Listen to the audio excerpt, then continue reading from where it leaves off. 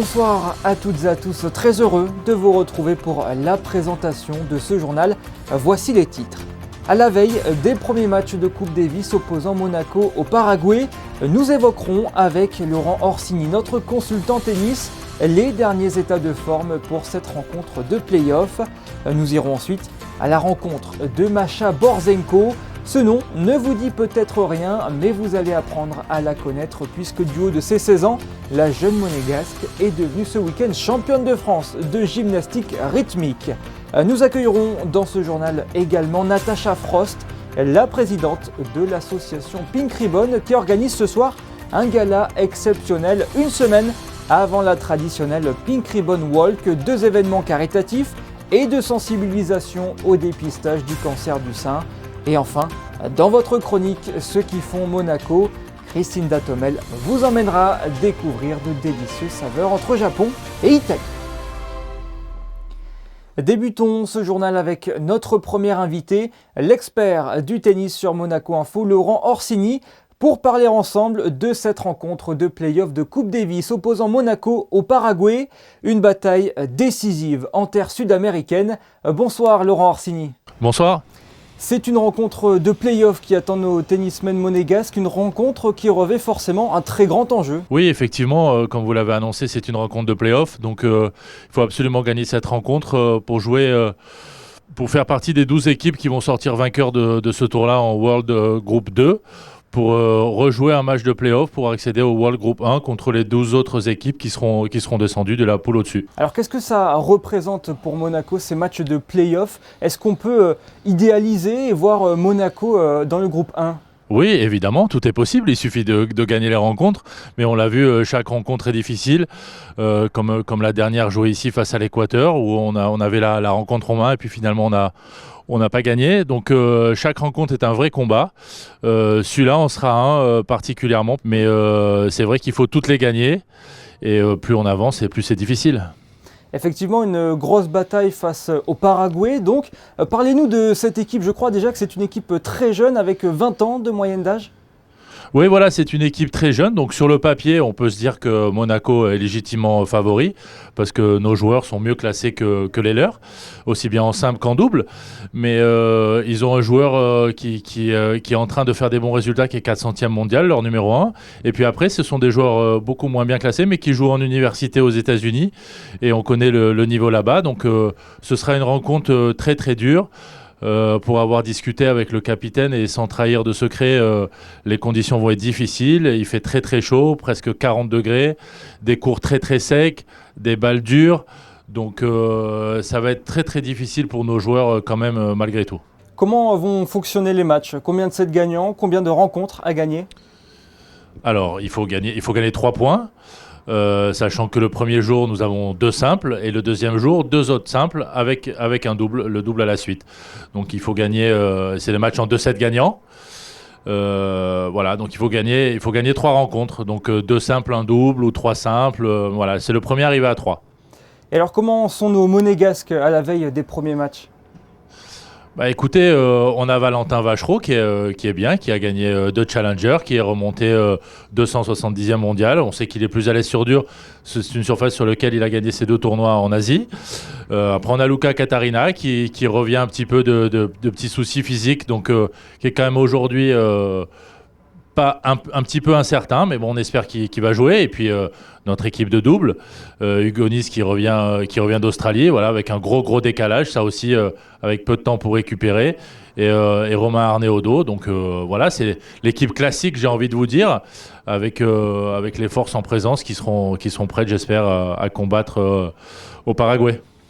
Alors vous avez parlé du classement personnel des joueurs monégasques qui est meilleur que celui des Paraguayens. Pourtant, quand on regarde le classement général mondial, on voit que Monaco est juste devant le Paraguay. Monaco est 62e, le Paraguay est 63e. Est-ce qu'on peut s'y fier à ce classement et se dire que Monaco est favori?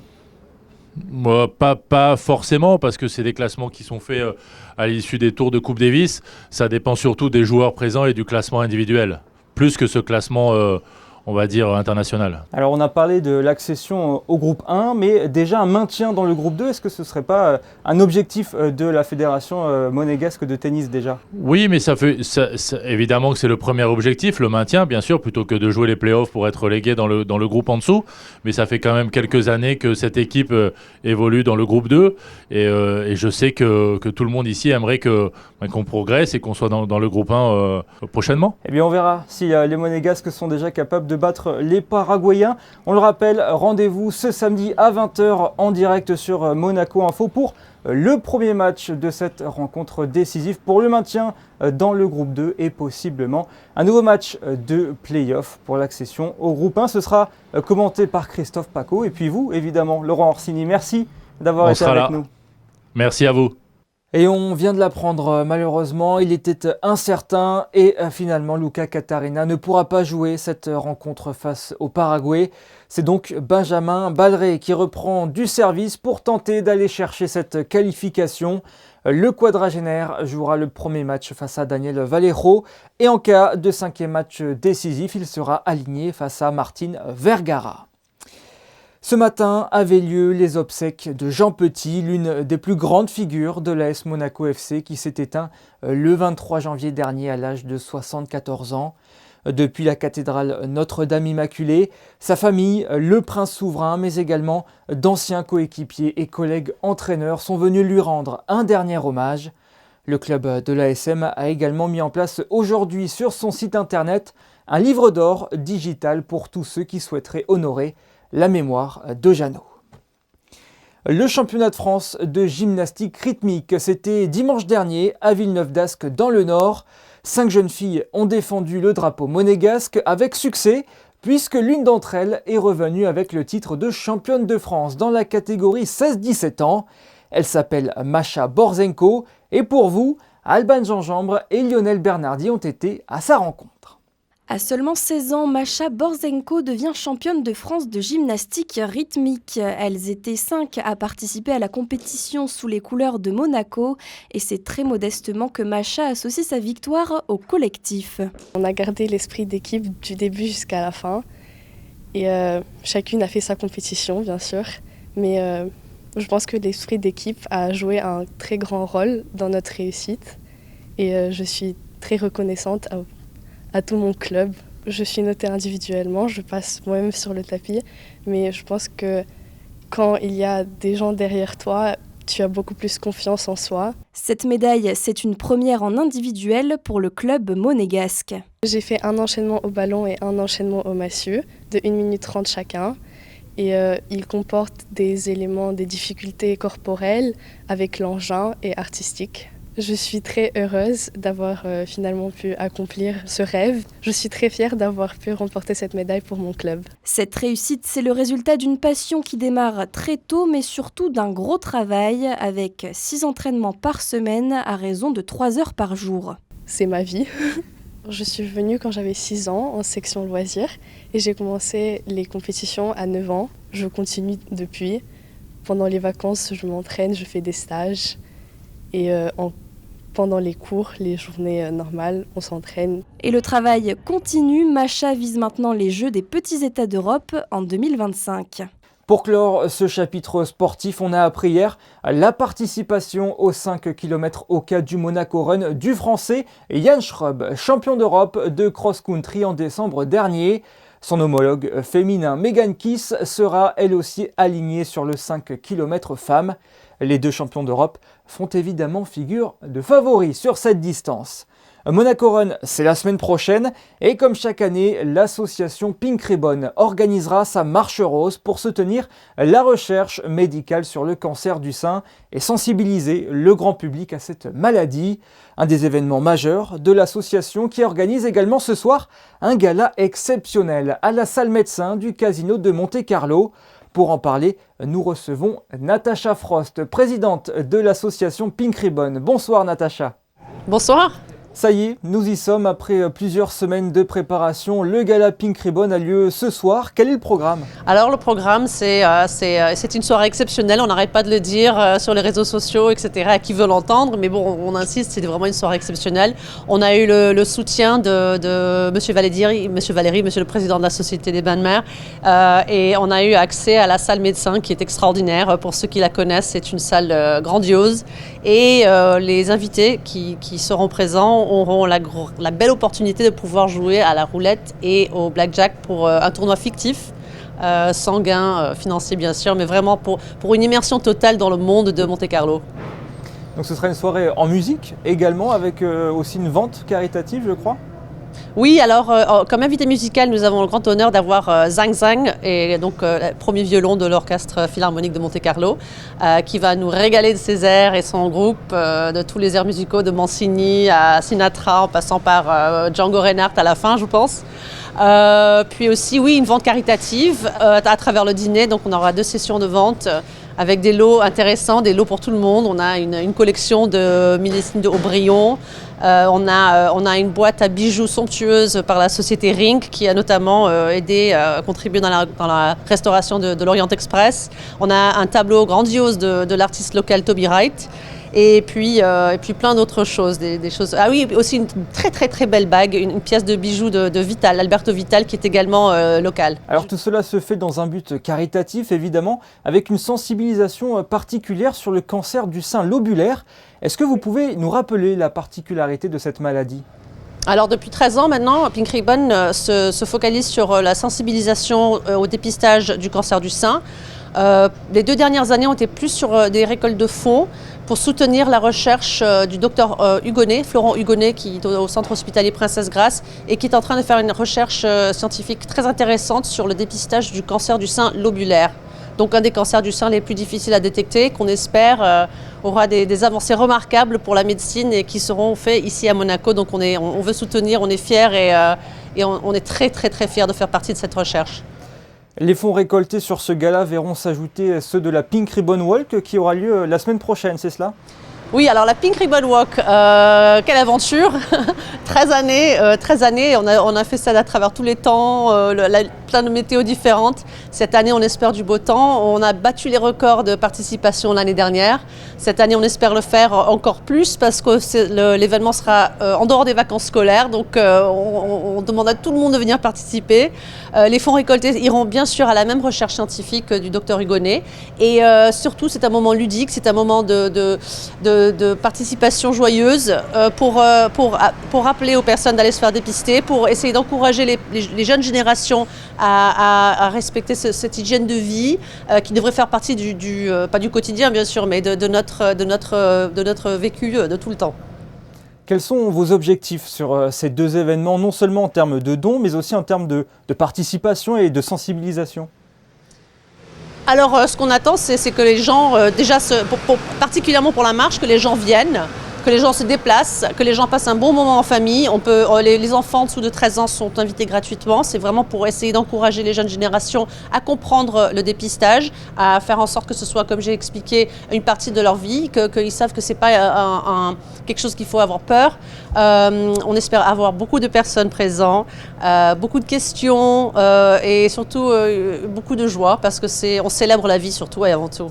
Alors nous avons appris il y a 2 semaines la présidence d'honneur de la princesse Charlène au sein de votre association. Qu'est-ce que cela représente pour vous et le message que vous essayez de faire passer ? C'est une grande fierté, c'est un grand honneur. On est extrêmement fiers d'avoir été choisis par la princesse. Son soutien va être inestimable. On a vraiment rarement sollicité des personnes et avoir cette reconnaissance. C'est exceptionnel pour nous, on est extrêmement fiers et je pense qu'on va faire des choses magnifiques ensemble. On a hâte de pouvoir s'asseoir ensemble et d'échanger des idées. J'espère que ça sera bientôt. Eh bien, en tout cas, nous serons là pour suivre évidemment tous vos prochains événements avec Pink Ribbon. Merci beaucoup Natacha Frost d'avoir été avec nous. Merci beaucoup pour votre soutien, merci. L'association des membres de l'Ordre des Palmes académiques a organisé son assemblée générale jeudi soir au lycée Régnier 3, l'occasion de remettre des distinctions dans la soirée.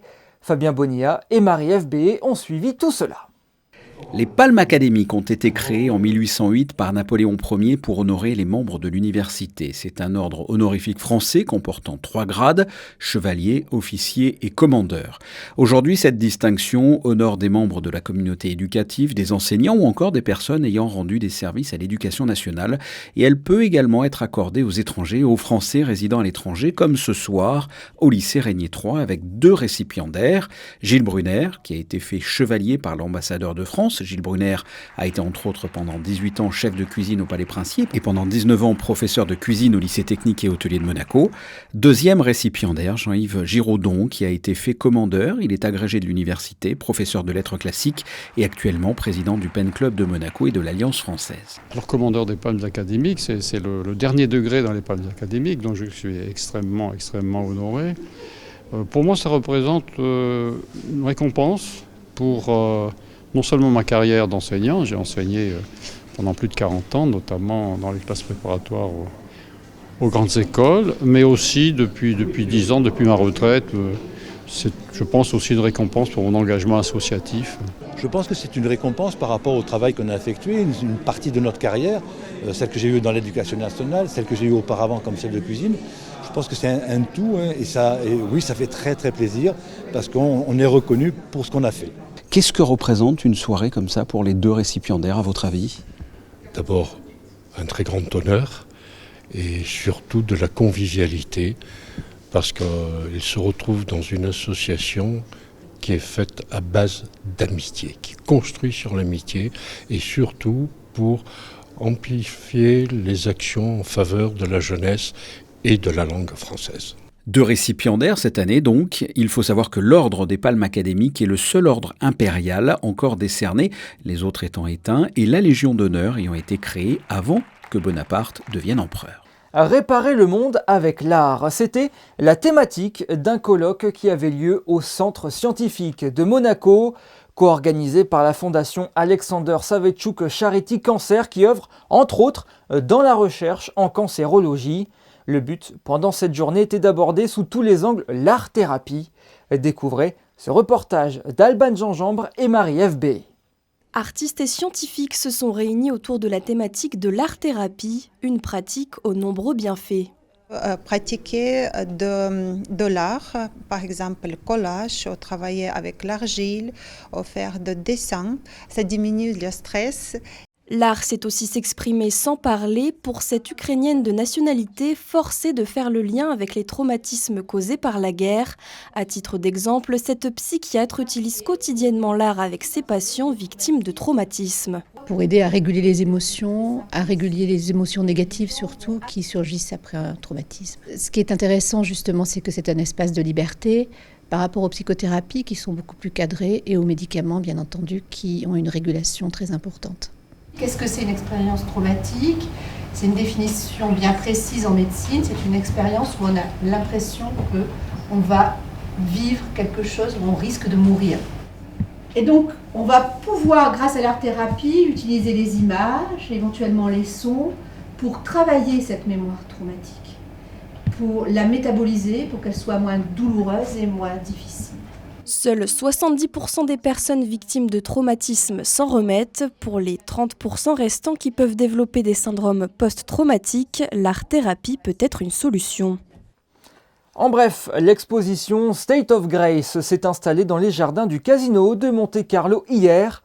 Placées sous le haut patronage du prince Albert II, les 30 statues de l'artiste Marcos Marín ont été inaugurées en présence de Stéphane Valéry, le président délégué de la Société des Bains de Mer.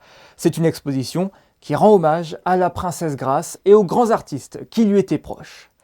Place à présent à votre chronique Ceux qui font Monaco. On s'intéresse ce soir à une enseigne qui commence à dater en principauté mais qui a connu un renouveau il y a quelques années. Une enseigne au concept unique en principauté que vous fait découvrir Christine Datomel. Oui, et aujourd'hui nous allons vous parler d'une histoire qui a démarré il y a 30 ans en principauté. L'établissement, souvenez-vous, au départ s'appelait Capo Catch et était situé dans le Carré d'Or. Aujourd'hui, l'établissement est devenu Capo Sushi. Il a gardé toujours la même formule, c'est-à-dire associer la cuisine italienne à la cuisine japonaise.